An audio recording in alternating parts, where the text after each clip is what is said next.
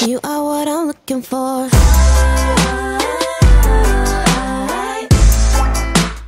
I know what I'm looking for.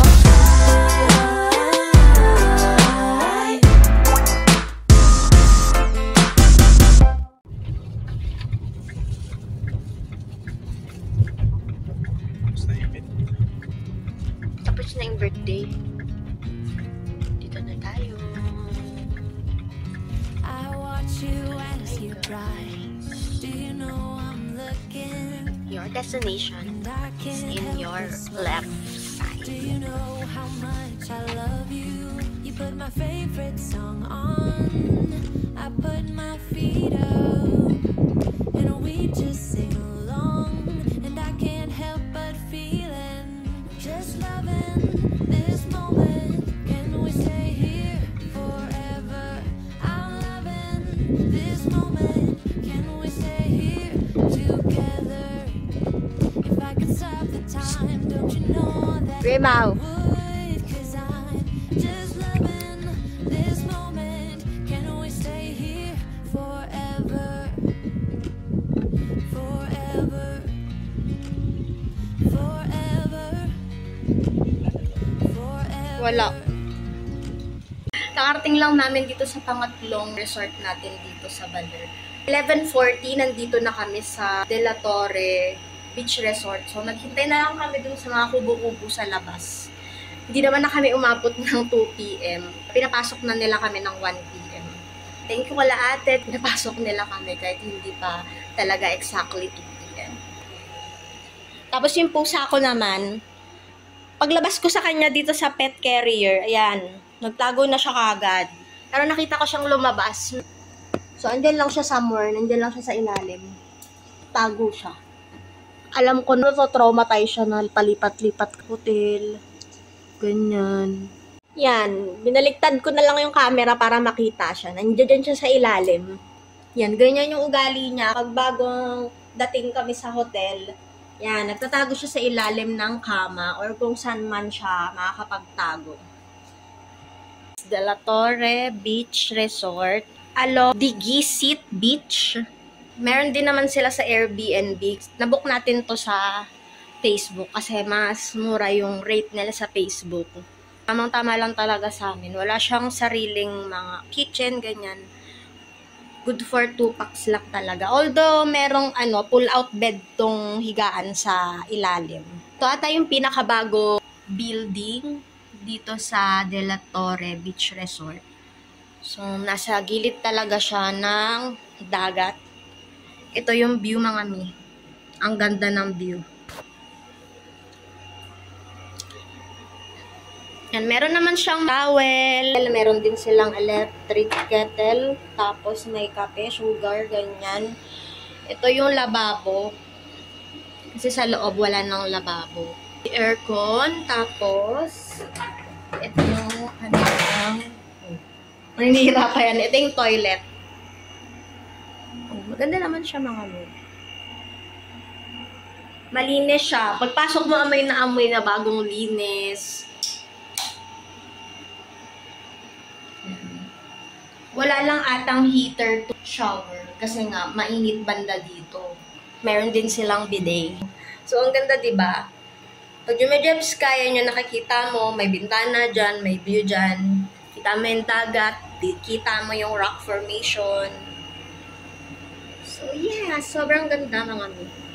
425, diba? Katapos ko lang mag-freshen up. 1 p.m. kami nag-check-in. Nakahiga-higa na kami konting pahinga. Then, bigla-bigla na lang nagpa-fluctuate or nagba-brown out po. Bubuksan na lang namin siguro tong bintana para medyo lumamig. Or titingnan namin kung mas malamig sa labas. Tsaka paalis din naman kami, maghahanap kami ng kainan. Dahil hindi pa rin kami nagla-lunch. Ikaw na lang. Mal. Ikaw na lang. Kuwaway. With you everything's complete. Do you know how much I love you? I put your favorite song on. Just high I tide. can't help but feeling. Nung una kong video, puro bato-bato dun. Yan yung parating na wave kanina. Hanggang dun yung bato-bato na dilaw. Ngayon, natakpan na siya ng tubig. So, mas maganda yan mamaya kapag yung mga bato na yan magkaroon talaga ng tubig dagat. No? Mas maganda yung view. Lalo kapag sunset or sunrise. Pero sabi nila ang sunrise daw talaga dito. Yung sunset, di ko sure. Yan, pil na pil po namin yung hammock ko. Ngayon lang kami nakaranas ng ganito sa buhay. Nasa na niya ako daw pala. First time ko daw maka-experience.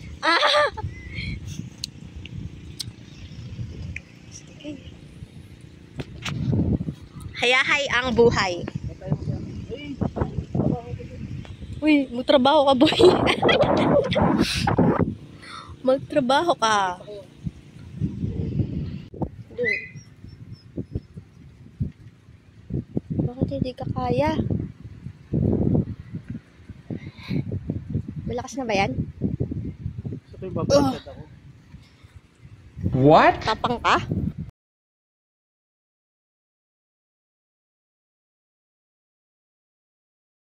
So yan, okay na ulit yung aircon.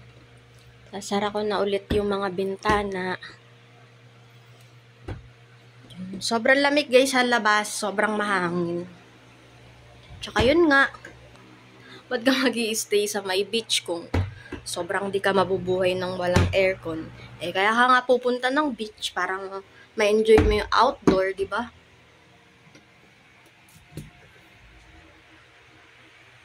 Ayan. Nawala pala talaga siya ulit. Or naka-off to, Mal? Okay.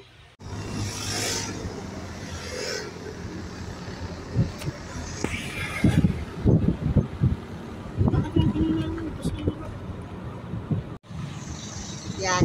Lot for sale. Bibilin ko yun, guys. Kita nyo yun?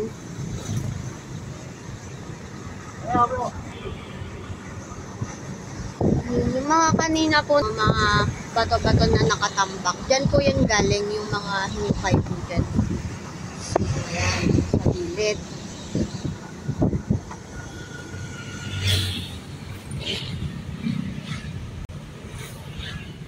Malayo pa kami.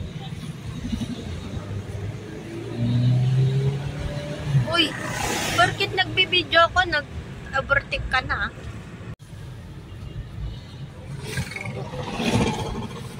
Walang meron dito, may ilog na tuyo. At kabundukan. Yan ang maganda sa mata. Sarap tumingin sa malayo, kaganyan yung view.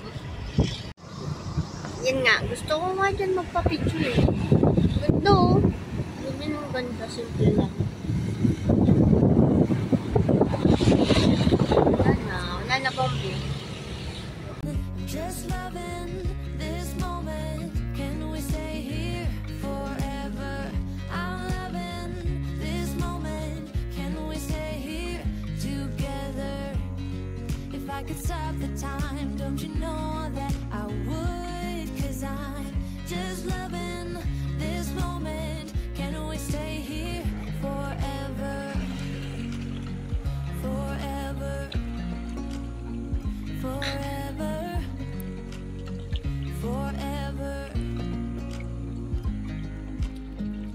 I'm loving this moment. Can we stay here forever? I'm loving this moment. How to Floating 101 by Charles Garcia. I'm loving this moment. Can we stay here forever? I'm loving this moment. Can we stay here forever? Just loving this moment. Can we stay here forever? I'm loving this moment. Can we stay here together? If I could stop the time, don't you know that I would? 'Cause I'm just loving this moment. Can we stay here forever? Forever. Forever. Forever.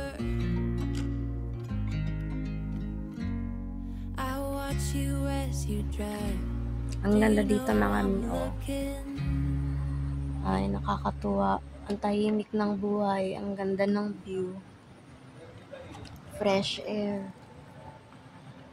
Ang sarap maligo. Yan. Nakaka-inspire yung ganda ng Baler. Nakaka-inspire siya magsipag lalo.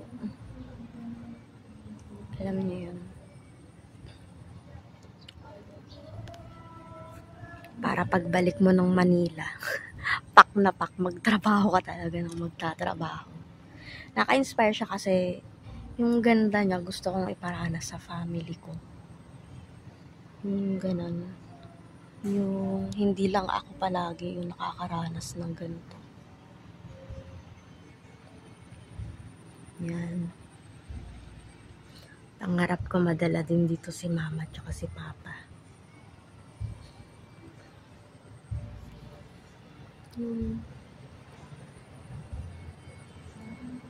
Ito nag-i-stay. Nakasampay yung mga swimwear namin na ginamit kagabi. Kasi yan sa harapan merong ganito, may duyan, may mga cottage. Tapos front beach talaga siya. Hindi man ganun ka pino yung kanyang sand. Kapag high tide, mga bato-bato na yan. Para siyang may pool sa loob. Para kang may swimming pool. Ayan, dyan ako nagsiswimming. Pero mababaw lang yan hanggang dun, yung bato na yun. Oh. Pwede ka tumayo dyan. Yun nga lang, magsuot ka ng tsinelas or yung pang beach na sapatos. Wala lang, share ko lang. Mas naka-inspire maging masipag pagbalik mo ng Metro Manila. Pag galing ka sa gantong view. Kasi marami kang naisip na ideas. Nakapag-isip-isip ka ng mga kung ano-ano, nakapag-emote-emote ka. Marami kang gustong maging pangarap or bigla kang napapa-daydream na sana makabalik ako dito kasi kasama ko si ganito, si ganyan. Yan. Sa akin, gusto ko kasama ko yung family ko. Si mama, si papa, o kaya yung mga kapatid ko. Mga ganon.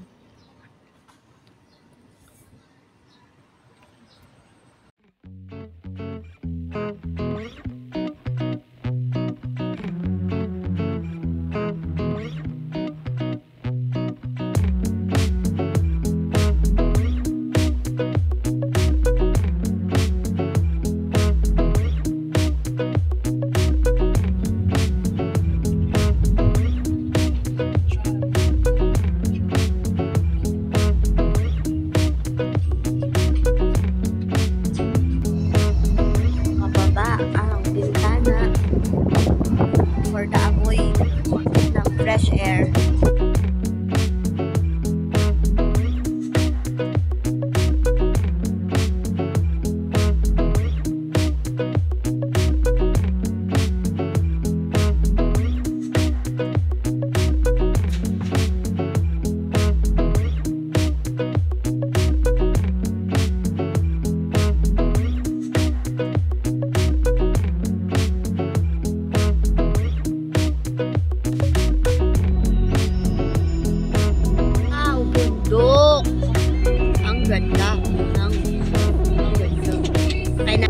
This is so awesome.